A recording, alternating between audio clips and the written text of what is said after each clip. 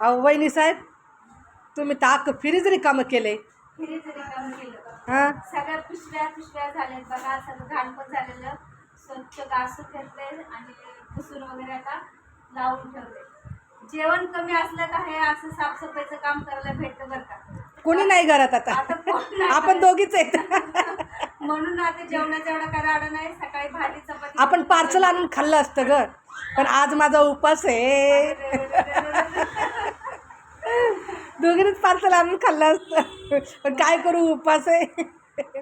सकाळची तर झाली चपाती भाजी करून. दुपारी बघू काय करायचं. त्या कपडे भांडी आता नेमकी घरात कोण नाही. आपली मुका आजी पण गेले गावाला. आज नेमकं गावाला जाऊन बसल्यात. भांड्यांचा ढीग पडला इकडं किचनवरती. भांडे वगैरे घासायचे, कपडे बिपडे सगळे झाले. जेवण थोडंफार बनवून झालेले, बाकी सगळं आवरून झाले. म्हटलं आता चला फ्रीज खूप झालं साफ केलं ना, आता फ्रीज साफ करूया. तर अशी जाळी घेतली मिरची वगैरे ठेवायला. म्हटलं आता स्वच्छ धुवून ह्याच्यात ठेवते, म्हणजे कसं चांगलं राहतील मिरच्या पण.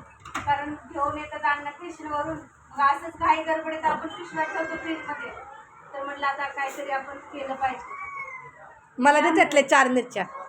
1 2 3 4 5 दिले. अगं बाई, मला तेवढ्याच्याने होईल का? 4 मिरच्या नावाला बोलायचं असतं ग, मला भगर बनवायची. आपली पिशवी घ्या तुम्हाला.